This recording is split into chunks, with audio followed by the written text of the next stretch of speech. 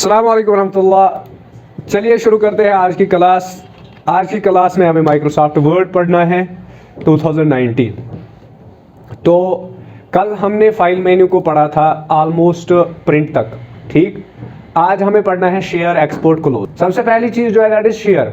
Share का मतलब होता है कि when you want to export this document to the other people, यानी अगर आपको ईमेल वगैरह भेजनी है, यानी ये डॉक्यूमेंट जो आपने बनाया है किसी को सेंड करना है, तो आप शेयर पे क्लिक करोगे तो यहाँ पे आपको अब मिलेगा ऑप्शन सबसे पहले शेयर विथ पीपल। तो ये शेयर विथ पीपल उन लोगों से आप शेयर कर सकते हो जो आपके करीब होंगे, यानी उनका सिस्टम यानी कंप्यूटर सिस्टम आपके सिस्टम के साथ ही होगा, एक ही नेटवर्क से कनेक्टेड होने चाहिए, तो तभी आप ये शेयर कर सकते हो।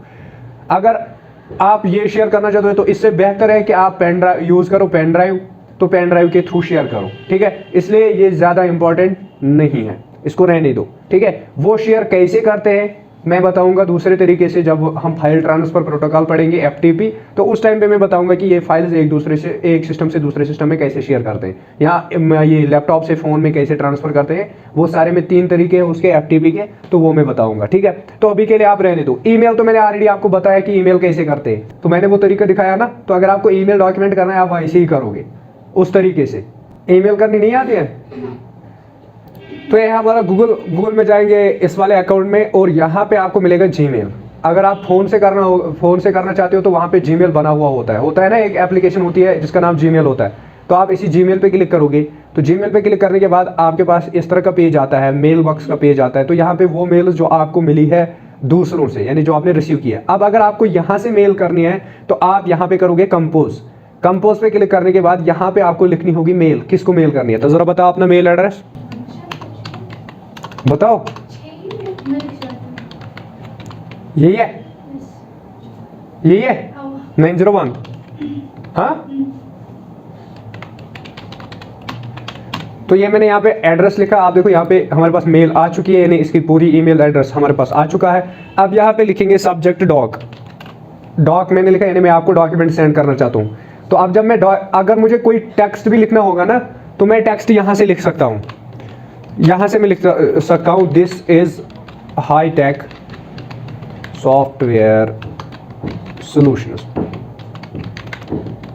गागरन Shopian, I am sending you this mail as I HAVE have to send you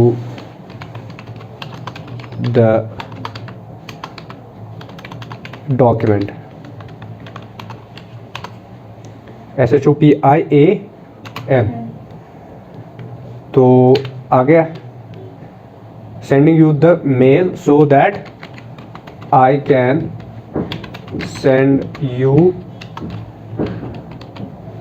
the documents। चलो छोड़ो, अब मैंने कुछ भी टेक्स्ट यहाँ पे लिखा, अब यहाँ पे ई लिखते हैं, कोई बात नहीं।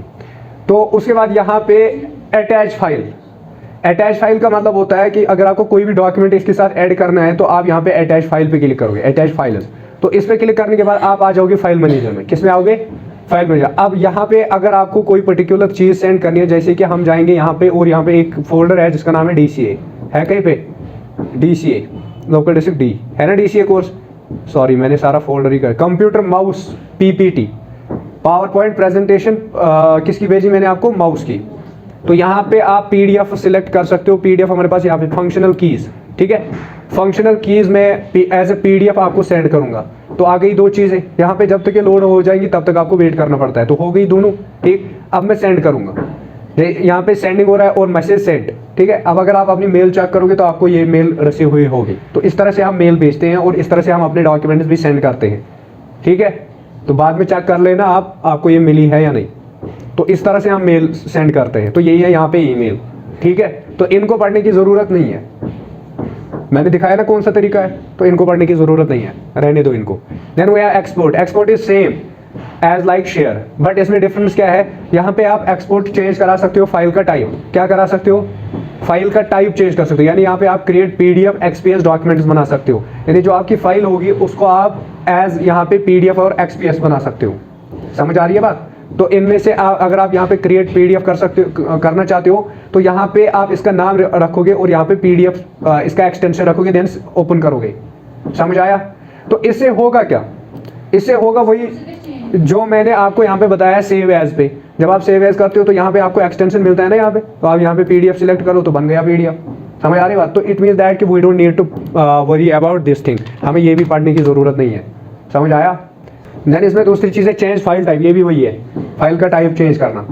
इन चीज़ों को मैं क्यों नहीं पढ़ाता हूँ, क्योंकि ये ज़रूरत ही नहीं पड़ती है और ये चीज़ें हमें वहाँ से ईजिली हो जाती है। ये जो काम यहाँ पे हो रहा है ना, तो ये वहाँ से ईजिली होता है, तो इससे बेहतर है कि वहीं पढ़ें यहाँ से पढ़ने के बजाय। समझ आया? फिर भी आप यहाँ पे नजर को, अगर आपको फाइल टाइप चेंज करना है तो यहाँ पे भी सेव का ऑप्शन है, तो सेव में ही आपका फाइल टाइप चेंज होगा। जैसे अभी मैंने वहाँ पे दिखाया तो आ गया PDF। समझ आया? तो ये आप सेव से ही कर सकते हो। अब यहाँ पे आने की ज़रूरत क्या है, सही है या गलत है? देन वो आप क्लोज, क्लोज का मतलब है इस वर्ड को क्लोज करना। जिस तरह आप यहाँ पे क्लोज करते हो उसी तरह यहाँ पे भी क्लोज होगा। हो गया क्लोज? ठीक है। तो आप मुझे बताओ यहाँ पे आने की ज़रूरत है? क्लोज करने के लिए मुझे फाइल मेन्यू पे आने की ज़रूरत है कुछ, है ना? यहीं पे क्लोज कर देते, बात खत्म। अब चलो आगे। Then we have account. Account का मतलब होता है ये किसके नाम पे रजिस्टर है, ऑफिस। ठीक है। तो यहाँ पे आपको यूजर इन्फॉर्मेशन मिलेगी, पहले मेरा नाम, देन यहाँ पे फोटो वगैरह, जो भी अबाउट मी, जो भी चीज़ें इस अकाउंट के रिलेटेड होंगी वो सारी चीज़ें आपको यहाँ पे मिलेंगी। यहाँ पे ऑफिस बैकग्राउंड, ये जो आपको यहाँ पे दिख रहा है ना, ये वाला area, this is the background of the office. अभी मैंने इस पे सर्किट रखा है, आप यहाँ पे ट्री रिंग्स रख सकते हो। ये देखो हो गया चेंज, हो गया चेंज, ये देखो हो रहा है ऊपर चेंज। हाँ, तो सर्किट इज द बेस्ट। ठीक है, मैंने सर्किट रखा। अब दूसरी चीज है ऑफिस थीम। ऑफिस की थीम मतलब पूरे ऑफिस की थीम। ठीक है, अगर आप यहाँ पे चेंज करोगे ना कलरफुल, आप देखो ये व्हाइट हो जाएगा पूरा, है ना। देन दूसरी चीज, अगर आप ब्लैक रखते हो तो पूरा ब्लैक हो जाएगा। तीसरी चीज, अगर आप व्हाइट रखते हो तो व्हाइट आ जाएगा। तो इससे बेहतर है कि आप रखो कलरफुल। ठीक है, लेकिन ये पावर ज्यादा कंजप्शन करता है, तो दैट्स वाई कंज्यूम करता है। तो मैंने यहाँ पे रखा था डार्क ग्रे, तो आप कलरफुल भी रख सकते हो, ये ज्यादा अच्छा है ना, पूरा दिखता है। Then we have connected services. Connected service, इसके साथ कौन कौन सी सर्विस हमारी कनेक्टेड है, तो इसमें है one drive personal. One drive personal आपको यहाँ पे फाइल मैनेजर में भी मिल जाएगी, यहाँ पे है ना वन ड्राइव पर्सनल। ठीक है, तो इट मीन्स दैट कि ये वन ड्राइव होती क्या है, किसी को पता है? वन ड्राइव का मतलब होता है एक क्लाउड स्पेस होती है। क्लाउड स्पेस समझते हो, यानी आसमान में कहीं पे एक स्पेस है जहाँ पे आपका डेटा होता है। आप इसके अंदर जो डेटा रखोगे वो आसमान में होता है, that's why it is known as a cloud space. Internet पे होती है। हाँ, ये देते हैं आपको आउटलुक वाले। कौन देते हैं? आउटलुक वाले। समझ आ रही है बात? आउटलुक का एक वो है ना, जैसे आप जीमेल क्रिएट करते हो ना, गूगल अकाउंट, इसी तरह यहाँ पे आउटलुक अकाउंट बनाते हैं।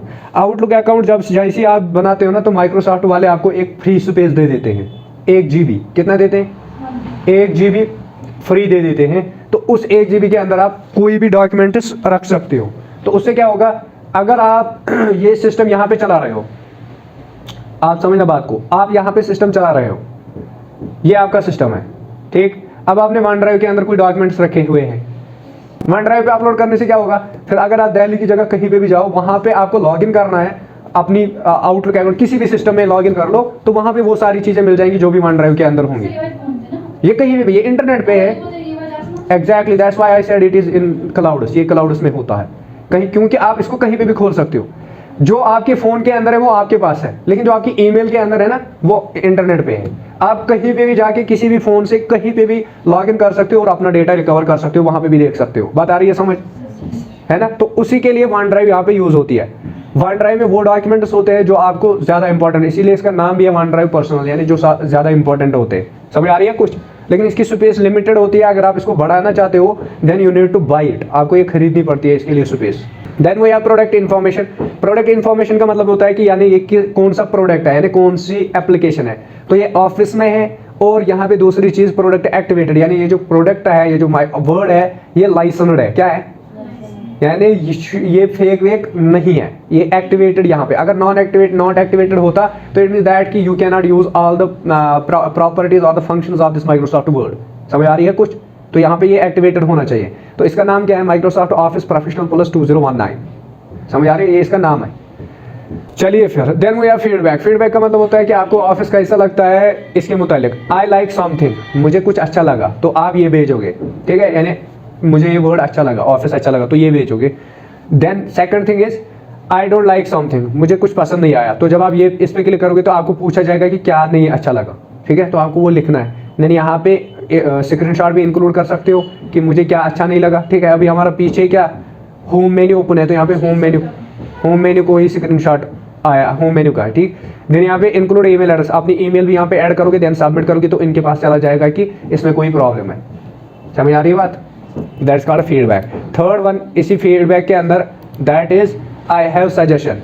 सजेशन का मतलब होता है कि जो आपका वर्ड है, ये जो आपका ऑफिस है या वर्ड है, इसमें कोई प्रॉब्लम है तो इसको दूर करो। या आप ये बोलोगे कि इसमें कोई नई चीज़ भी होनी चाहिए। अगर आपको कोई चीज़ लगती है तो यहाँ पे बताओगे आप सेंड अ सजेशन, तो यहाँ पे भी बता रहा है we appreciate your feedback, what is your suggestion, आपकी सजेशन क्या है, आप क्या इसमें ऐड कराना चाहते हो या डिलीट कराना चाहते हो, तो वो आप यहाँ पे लिखोगे, देन स्क्रीनशॉट ऐड करोगे, इंक्लूड करोगे, देन अपनी ईमेल लिखोगे और सबमिट करोगे तो उनके पास चला जाएगा। बात आ रही है समझ?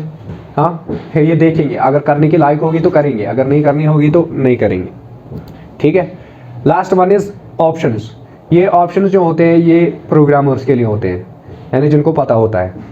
जैसे कि आप यहाँ पे जाइए, अभी आपके पास कितने मेन्यूज आ रहे हैं, file, home, insert, draw, design, layout, reference, mailing, review, view tab, new tab and help आ रहे हैं। होम आ रहा है, इंसर्ट आ रहा है।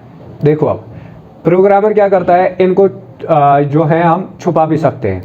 जैसे कि मैं यहाँ पे क्लिक करूँगा और यहाँ पे हमारे पास सारे मेन्यूज आ जाते हैं, ठीक है, पॉपुलर कमांड्स वगैरह। तो अब यहाँ पे अगर मैं ये देखो होम है ना, होम है ना, मैं इसको अनचेक करूँगा, देन यहाँ पे इंपोर्ट एक्सपोर्ट पे क्लिक करने की जरूरत, ओके करूँगा। तो जब जैसे आपने इस पर क्लिक किया ना, आप देखो यहाँ पे आपके वर्ड के साथ क्या हो गया, ये वही वर्ड है, ये वही वर्ड है जो हम अभी तक पढ़ रहे हैं। अब देखो मुझे यहाँ पे बताओ, होम मेन्यू कहीं पे नजर आ रहा है? आ रहा है कहीं पे नजर?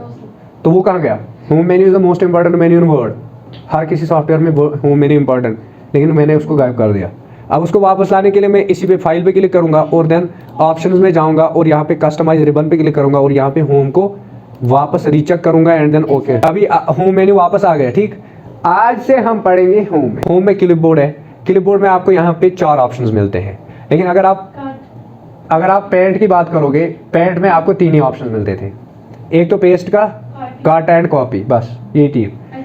यहाँ पे चौथा ऑप्शन है फॉर्मेट पेंटर।